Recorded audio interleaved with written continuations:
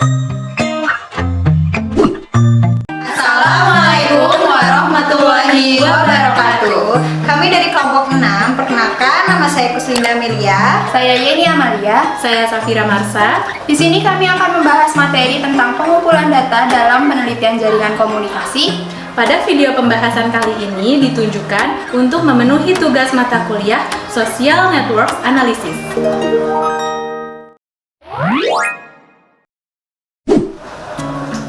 Jenis relasi. Analisis jaringan pada dasarnya adalah analisis untuk melihat relasi antar aktor dalam struktur jaringan sosial. Relasi dalam jaringan komunikasi bisa sangat luas, bisa relasi pertemanan, kerja, hubungan darah atau saudara, kesamaan minat atau hobi, dan sebagainya. Pada intinya, aktor A disebut mempunyai relasi dengan aktor B ketika ada relasi yang ditandai oleh link antara kedua aktor tersebut. Apapun bentuk relasi tersebut, apakah karena pertemanan, saudara, pekerjaan, dan sebagainya.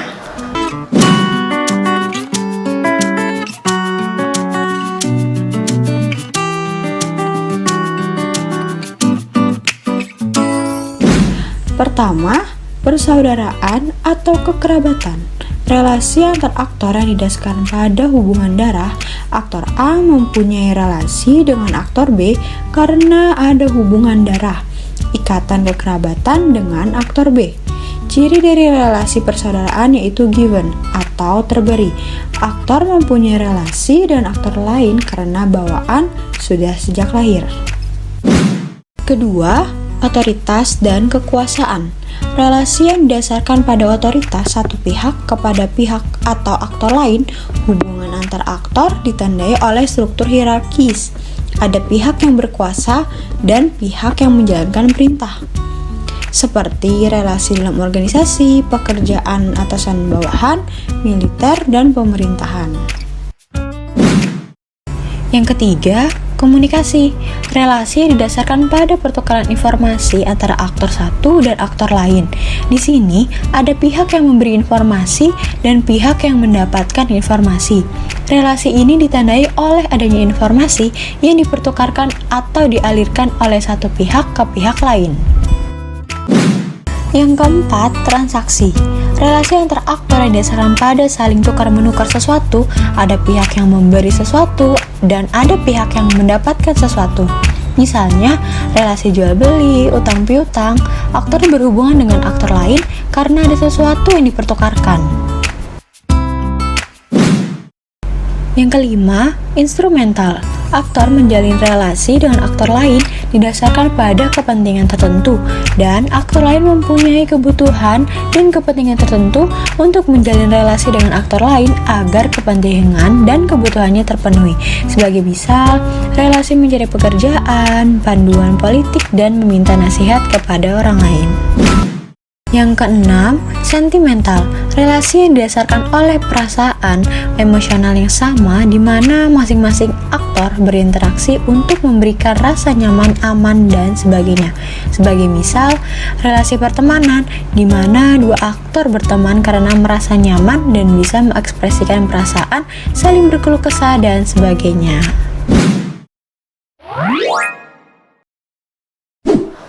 Materi kuesioner. Kuesioner dalam metode penelitian jaringan komunikasi berbeda dengan kuesioner pada penelitian survei. Penelitian jaringan fokus pada pertanyaan mengenai aktor dan relasi di antara aktor. Penelitian analisis jaringan tidak tertarik dengan pertanyaan atributif atau sikap pengetahuan, seperti pada penelitian survei. Secara umum, pertanyaan mengenai jaringan bisa dibagi ke dalam 3 bagian. Yang pertama, name generator, yakni pertanyaan untuk mengidentifikasi nama-nama relasi aktor. Tujuannya yaitu menyusun daftar atau list nama jaringan aktor. Informan atau responden diminta untuk menyebut nama-nama teman atau anggota jaringan. Dari pertanyaan ini akan didapat nama-nama aktor dan jaringannya. Yang kedua, name interpreter, yaitu pertanyaan mengenai bentuk, jenis, dan sifat hubungan dari aktor dan jaringan. Ketika peneliti sudah mendapatkan nama anggota jaringan, informan kemudian ditanyakan mengenai bagaimana bentuk intensitas hubungan dengan nama-nama aktor yang telah disebut. Yang ketiga, name interrelates, yakni pertanyaan mengenai hubungan masing-masing aktor dan jaringan. Nama yang sudah didapat didalami dengan menanyakan lebih lanjut hubungan setiap aktor.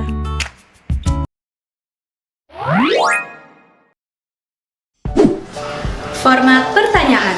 Dalam format terdapat pertanyaan mengenai relasi antara satu aktor dan aktor lain. Format yang dipilih mempunyai kelebihan sekaligus kelemahan masing-masing.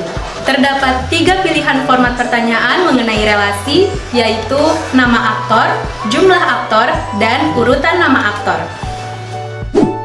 Yang pertama, nama aktor, roster versus free recall. Pertanyaan paling penting dalam studi jaringan komunikasi yaitu pertanyaan mengenai aktor atau node. Misalnya, kita bertanya siapa orang yang bisa diajak berdiskusi atau bertemu oleh responden. Kemudian responden diminta untuk menyebutkan nama aktor, yakni responden bebas menentukan nama siapa saja aktor, atau peneliti sudah menentukan nama-nama aktor dan responden tinggal memilih nama yang sudah disediakan. Yang kedua, jumlah aktor. Pilihan bebas atau free choice versus ditetapkan atau fixed choice. Aspek lain yang perlu dipikirkan oleh peneliti ketika menyusun pertanyaan yaitu mengenai jumlah aktor jaringan. Beberapa banyak nama aktor yang disediakan oleh peneliti untuk dijawab oleh responden. Apakah jumlah anggota jaringan dan aktor ditetapkan jumlahnya atau tidak ditentukan? Responden bisa menjawab berapapun anggota jaringan. Yang ketiga, urutan nama aktor, ranking versus non-ranking. Ketika responden diminta untuk menyebut nama-nama anggota jaringan, apakah responden hanya diminta untuk menyebut nama ataukah lebih jauh diminta untuk mengurutkan nama-nama anggota jaringan tersebut?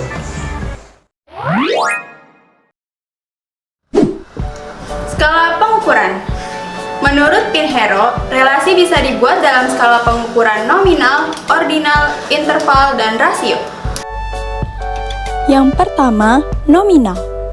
Pada skala nominal, relasi antar satu aktor dan aktor lain diberikan simbol berupa nilai atau angka. Nilai atau angka hanya pembeda antara satu kategori dan kategori yang lain. Kedua, ordinal. Ukuran ordinal dipakai untuk memperlihatkan jenjang atau urutan relasi antar satu aktor dan aktor lain. Peneliti membuat suatu jenjang dari tinggi ke rendah atau rendah ke tinggi yang memperlihatkan kekuatan relasi. Ketiga, interval. Data dengan skala interval mencakup sifat atau ciri-ciri data pada skala nominal dan ordinal. Keempat, rasio. Ukuran rasio memiliki karakteristik seperti ukuran nominal, ordinal, dan interval. Plus satu kelebihan yaitu antar kategori dapat dibandingkan secara absolut. Teknik wawancara. Pada teknik wawancara terdapat 5 teknik wawancara. Yang pertama, tatap muka. Wawancara tatap muka atau face-to-face interview, peneliti menemui responden dan kemudian menanyakan langsung kepada responden. Kedua, responden mengisi sendiri pertanyaan. Pada teknik wawancara ini, responden membaca dan mengisi langsung jawaban ke dalam lembar kuesioner. Yang ketiga, wawancara telepon. Pada teknik ini, peneliti memilih informan yang dibutuhkan, kemudian wawancara dilakukan dengan menggunakan telepon, bisa menggunakan telepon rumah atau telepon genggam. Yang keempat, wawancara melalui surat. Peneliti mencetak kuesioner dan kemudian mengirimkan kuesioner kepada informan atau responden. Setelah kuesioner diisi, responden kemudian mengirimkan kembali kepada peneliti. Yang kelima, wawancara melalui email. Teknik ini sebenarnya mirip dengan surat, hanya medianya menggunakan teknologi email. Sekian materi pembahasan tentang pengumpulan data dalam penelitian jaringan komunikasi. Semoga materi yang kami sampaikan dapat dipahami. Kami dari kelompok 6 mengucapkan terima kasih. Wassalamualaikum warahmatullahi wabarakatuh.